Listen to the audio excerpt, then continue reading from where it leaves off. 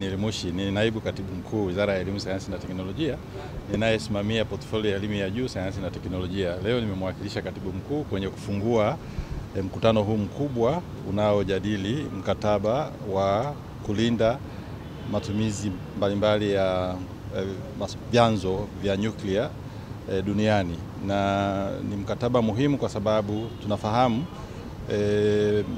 nuclear materials zikitumika vizuri zina faida nyingi, na nchi nyingi sasa hivi zimeshaenda kwenye hatua ya kutengeneza umeme kutoka kwenye nguvu za nyuklia, na tunataka haya matumizi ambayo yana faida kwa binadamu yatumike kwa njia ambayo hayatakuwa na madhara kwa matumizi mengine. Kwa hiyo sasa hapa tumekutana na nchi mbalimbali, takriban nchi 15 kutoka duniani zimekutana mahali hapa kwa ajili ya kujadili maboresho kidogo kutoka kwenye mkataba. Mkataba ulishakuwepo, lakini hivi karibuni umefanywa maboresho.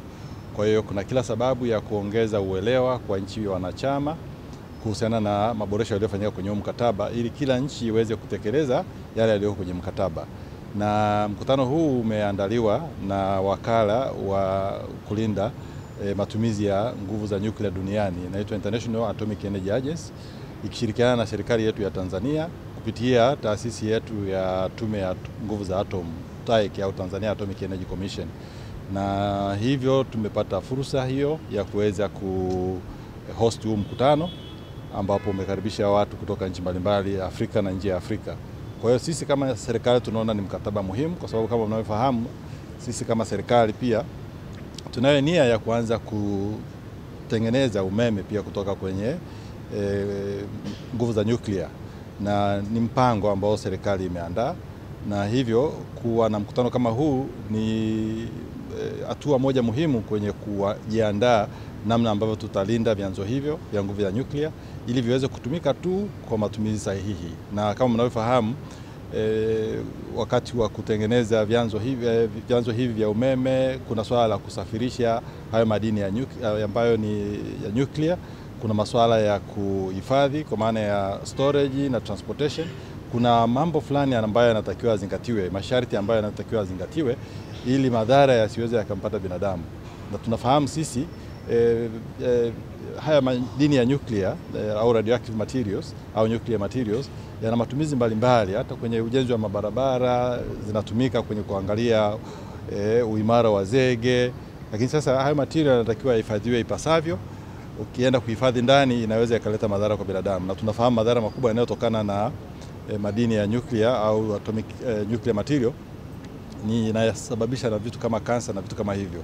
Kwa hiyo sisi tunataka tuitumie nuclear material lakini kwa njia ambayo ni sahihi, nchi ifaidike na faida za nuclear material, lakini iepuke pia madhara yanayosababisha na nguvu hizo za nyuklia. Mimi naitwa Najat Kasim Mohamed, ni mkurugenzi mkuu wa Tume ya Nguvu za Atom Tanzania, ambao ndio tumekabidhiwa mambo yote yanayohusu nyuklia kwa Tanzania, kuratibu na kuregulate, kudhibiti matumizi salama. Huu mkataba wa kweli utahusika zaidi na matumizi ya vyanzo vya nyuklia ambavyo kwa sasa hatujaanza, lakini kama alivyosema naibu katibu mkuu ni kwamba serikali ina nia ya kwamba sasa tutatumia na umeme unaotokana na nyuklia kwenye kama vyanzo mbadala, tutaunganisha kwenye gridi yetu ya taifa. Lakini kwa sababu matumizi mabaya ya nyuklia yanaweza kuleta madhara, kwa hiyo hatuwezi tukaenda moja kwa moja tu tukiamua leo siku ya pili tukaanza. Kuna hatua mbalimbali ambazo hatua hizi zinaangaliwa kwa ukaribu na wakala wa nguvu za atomu duniani, ambao wanatuelekeza kwamba hatua ya kwanza ni hii, hatua ya pili ni hii, na sisi tunazifuata mpaka tunapofikia ambao inachukua kama miaka 10 kama unaenda kwa vituo vikubwa vya nyuklia, au miaka 5 mpaka 7 kama unaamua kuchukua vituo vidogo vidogo. Kwa bahati teknolojia inabadilika duniani. Hata hiyo teknolojia ya kutumia umeme kwa vyanzo vya nyuklia inabadilika kwa kasi, na sasa kuna vyanzo vidogo vidogo ambavyo vilikuwa bado hakuna kwa miaka mingi ya nyuma, ambavyo vyanzo hivi unapoamua kuelekea huko tunaweza tukachukua muda mfupi zaidi. Na sisi Tanzania tunaweza tukaelekea huko kwa sababu tunayo umeme wetu wa maji, lakini huu tutapenda ongeze, kwa sababu na nchi yetu pia inakuwa kiuchumi na ongezeko la watu. Kama tulivyosema kwamba sisi TAEC ni Tume ya Nguvu za Atomu Tanzania, tumekabidhiwa hayo madaraka ya kuratibu, lakini sisi tunafanya kazi chini ya huyo wakala wa nguvu za atomu duniani, ambao sasa wale wanatengeneza hizo documents za kisheria, kwamba unapotaka kutumia upite hivi, ambao hizi zinakuwa ukisha kusaini kukubaliana nao inakuwa ni ya kisheria kabisa, kwamba inakubidi nini. Kwa hiyo mkutano huu umewekwa kwa ajili ya kuhamasisha.